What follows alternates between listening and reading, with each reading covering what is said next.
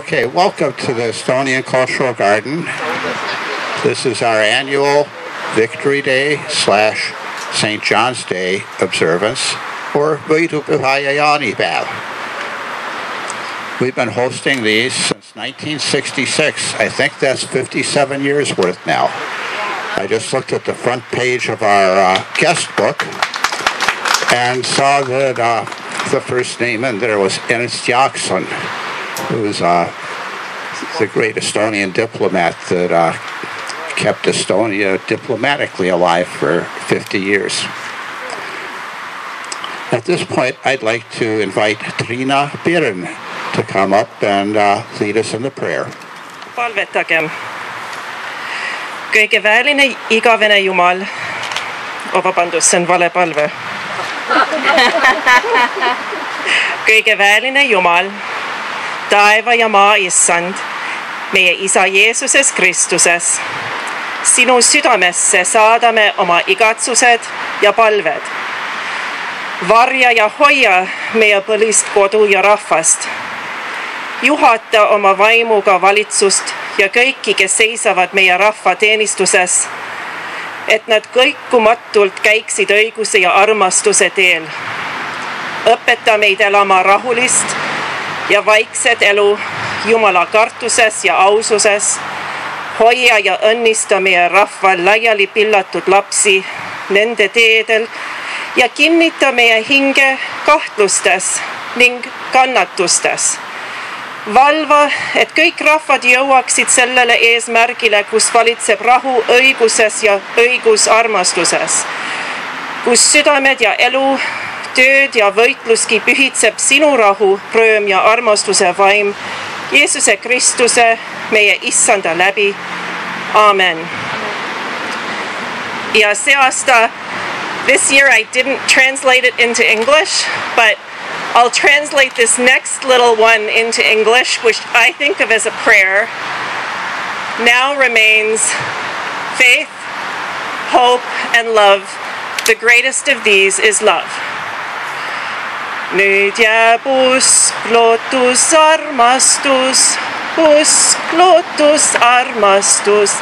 Need kolm, neist suurim armastus.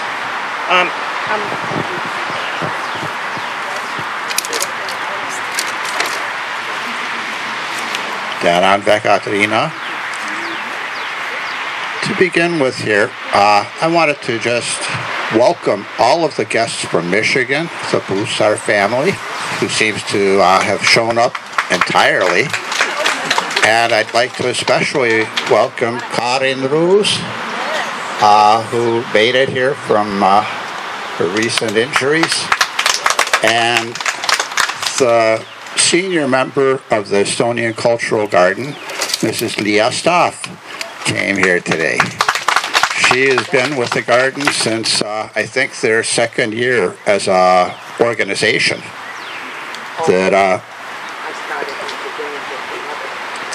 So it's great to see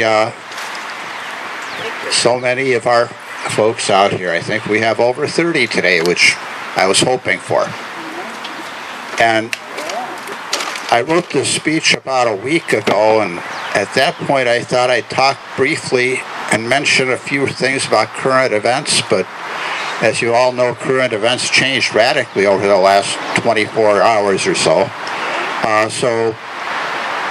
I think I'll still keep the text I had here, and it's basically how some of the current events relate to the Estonian experience.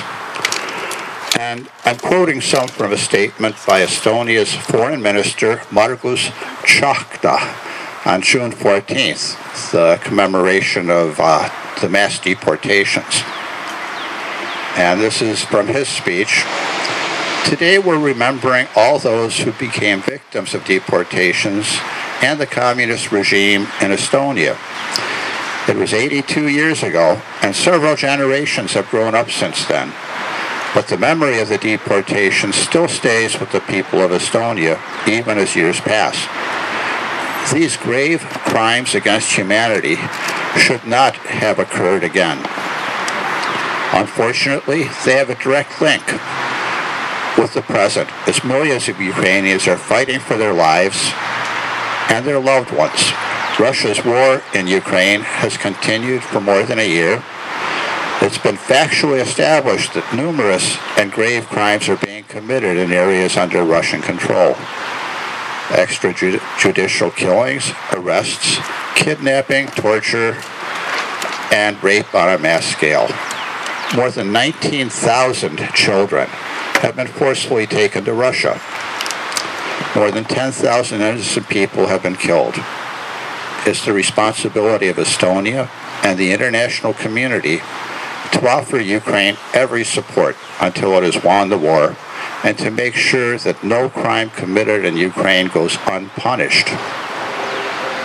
And that's the end of the quote from the foreign minister, but I think what he said there is a perfect example of how crimes that have gone unpunished, like the mass deportations from the Baltic countries in 1941, are being repeated by Russians today in Ukraine.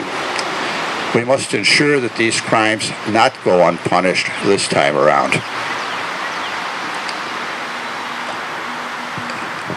Today, Estonian Victory Day, is a day to think back about our ancestors who kept Estonian spirit, culture, and language alive during the more than 600 years of serfdom and occupation prior to World War I.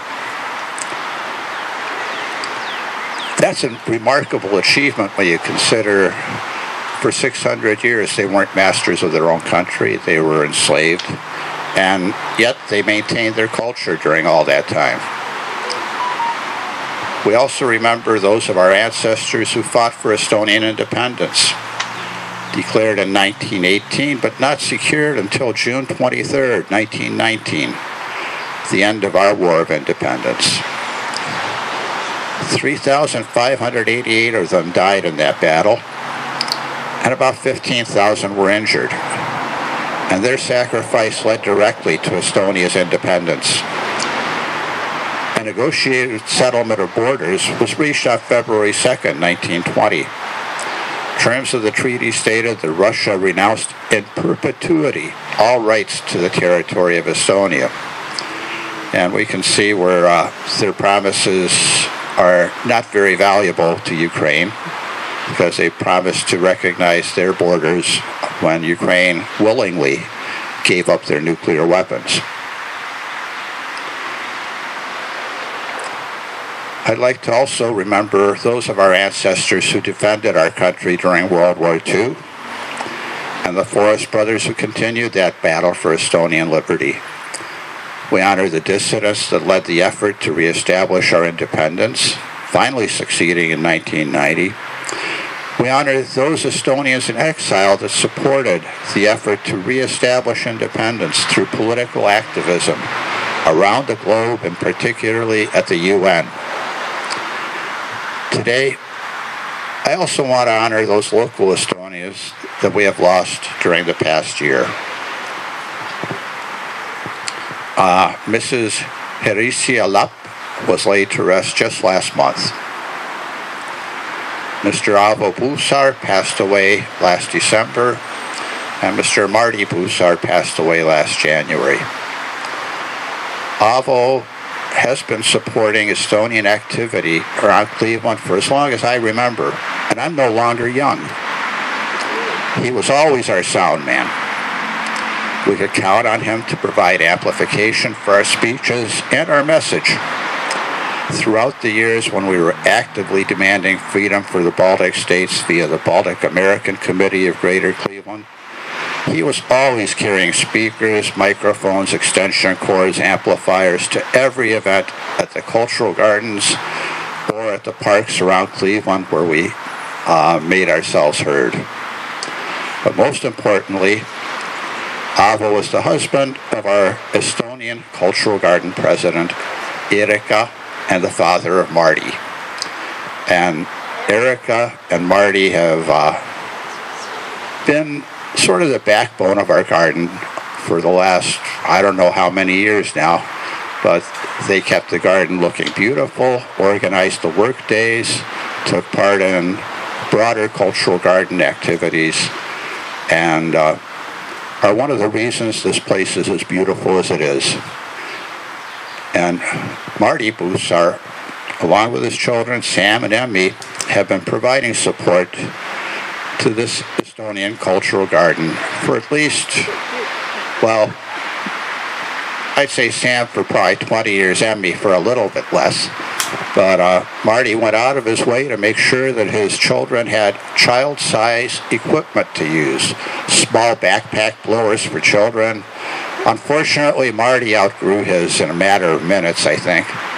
Sam outgrew his in a matter of minutes.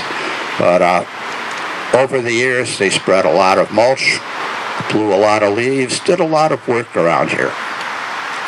And I'd say thanks to Marty for doing the heavy lifting. He always had a truck. He could carry piles of mulch. He had good landscaping equipment, and he taught his children very well. And I will certainly miss both Marty and Avo, their contributions to the Estonian community of Greater Cleveland and to the Estonian Cultural Garden is sorely missed already.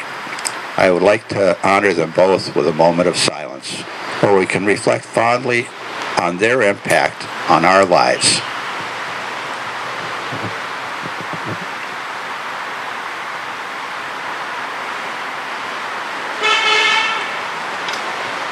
Thank you. And at this point, I'd like to recognize Mrs. Ingrida Bublis, the Lithuanian Honorary Consul in Cleveland, who has arrived. And did you want to say a few words, or you're always ready?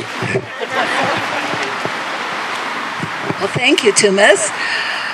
You know, it's such a beautiful afternoon, the beginning of summer. And on this great occasion, Estonia celebrates Victory Day, Summer Day. So congratulations to all of you, and may Estonia live long. Thank you, Ingrida.